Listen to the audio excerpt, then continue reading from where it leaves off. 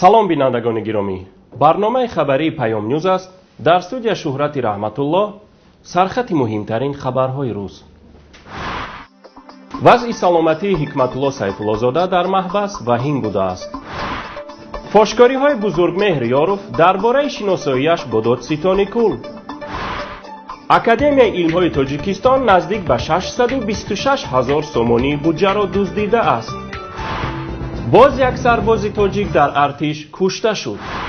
سلامتی حکمت الله سیف الله زاده سابق سردبیر نشریه نجات عضو ریاست عالی حزب نهضت اسلامی تاجیکستان در بازداشتگاه موقتی کمیته دولتی امنیت ملی وخیم شده است.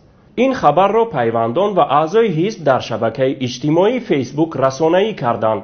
طبق بعضی معلومات ها وضع سلامتی سیف الله زاده در نتیجه گرسنه‌نشینی بد شده است. سبب گرسنه‌نشینی‌اش را سیف الله زاده به فشارهای روانی و جسمانی مسئولین مقامات امنیتی در بازداشتگاه ربط داده است. حکمت الله سیف الله زاده همراه با 13 تن راهبران حزب نهضت اسلامی تاجیکستان ماه سپتامبر سال گذشته در شهر دوشنبه با جرم شریکی در عصیان حاجی حلیم بازداشت شده بود. از روز اول در بازداشت قرار داشت و اول ماه ایول سال جاری به 16 سال از آزادی محروم شد. او 66 سال داشته چند سال اخیر سردبیر نشریه نجات بود. بعد بازداشت راهبران این حزب و منع شدن فعالیت آن، نشریه مذکور هم از چاپ ماند. Я его не знаю и знать не хочу. Он не тот человек, которого я должен знать. شما فهمیدید؟ این پاسخ دادستان کل تاجیکستان یوسف رحمان به سؤال خبرنگاران در نشست مطبوعاتیش بود. اما واقعا یوسف رحمان بزرگمهر یاروف را نمیشناخت. با دست ما نسخه پروتکل های پرسش گمانبر شده یاروف بزرگمهر از 30 سپتامبر سال 2015، از 9 اکتبر سال 2015 و از 11 فوریه سال 2016 رسید که در هر سه آن از مناسبت های شخصی و کاری وکیل دفاع بزرگمهر یاروف و دادستان کل یوسف رحمان سخن رفته است. طبق نشانداد یاروف، یوسف رحمان او را از زمان دانشجویی میشناخته است. طبق ادوکاتی یاروف از طرف یوسف رحمان سال 2006 هنگامی از طرف بزرگمهر حمایه شدن غفار سیدای سابق سردار گارد پرزیدنتی آغاز شده بود که یوسف رحمان دادستان حربی و در مرافعه عیبدار کننده دولتی بوده است. سال 2007 بزرگمهر یاروف کلگیای ادوکات های شهر دوشنبه را باز میکند، اما یوسف رحمان از دادگاه حربی گارنیزون دوشنبه درخواست میکند که فعالیت کلگیای یاروف منع کرده شود، در حالی که کلگیا سوبیکت حربی نیست و هیچ رابطه با دادگاه حربی ندارد. یوسف رحمان سال 2011 زمانی که دادستان ولایت سوخت بود، مواد عاید گویا ساختکاری نمودن اوردر ادوکاتی از طرف محکمه و یاروف تشکیل نموده به دادستان کل میفرستد. دادستانی کل معین میکند که این تعقیب ادوکاتی است و آغاز نمودن پرونده جنایتی نسبت محکمه و یاروف را رد می نماید.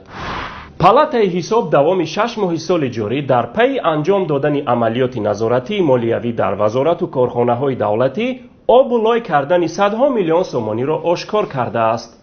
دلمراد دولتزاده، رئیس پالاتای حساب جمهوری تاجیکستان، در نشریه جمهوریت از نتیجه این سنجش ها اطلاع داده است که در اکادمی علم های جمهوری تاجیکستان استفاده غیر مقصدناک 625,000 سومانی اجنتی خرید دولتی مال، کار و خدمت رسانی نزد حکومت جمهوری تاجیکستان در مناسبت با 5 شرکت تجارتی 1,169,000 سومانی و در کمیته اندازی نزد حکومت جمهوری تاجیکستان با مبلغ 20,702,000 سومانی آشکار شده است.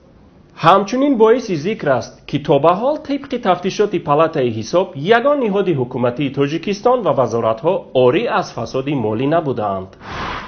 نزدیکان رمضان زبیروف، ساکن روستای تودای ناحیه حصار، ادعا دارند که فرزندشان هنگام خدمت در صف نیروهای مرزبانی تاجیکستان از سوی همخدمتانش لطوکوب شده و بعداً جان داده است. رمضان ماه اپریل سال جاری به خدمت رفته و جسدش روز 7 اوگوست به خاک سپرده شده است. تا حال سببهای رسمی مرگ رمضان زبیروف اعلان نشده است. خانواده او میگویند کسی از مسئولان قسم نظامی نیز علت فوت پسرشان را شرح نداده جسد را روی حوله گذاشته رفتند. مولوده تغایوه، مادر افسر هلاک شده به رادیوی آزادی گفته است هنگام شستن جسد پسرش در زیر منه ستون مهره و طرف رویش داغ‌های سیاه را مشاهده کرده اند و این بیانگر لطوکوب شدن اوست. از گناه آنهایی که فرزندم را به مرگ رساندند نمیگذرم. طلب میکنم که عاملان مرگ او سزای عمل خود را بگیرند. طی سالهای اخیر چند از سربازان هنگام خدمت در قسم‌های نظامی هلاک شده، دادگاه‌های کشور نیز چند از عاملان آنها را به زندان فرستاده‌اند. اما بجای کم شدن جنایت قتل و کشتار و لطوکوب در قسم‌های نظامی روز به روز می‌افزاید. اکنون مختصر از رویدادهای جهان و منطقه. شهروند 30 ساله تاجیکستان شب 7 آگوست در شهر سنت پتربورگ نزد مجمع تجارتی پیک در نتیجه حمله مسلحانه مجروح شده در شعبه احیاگری بیمارخانه شهری رقم 26 بستری شده است.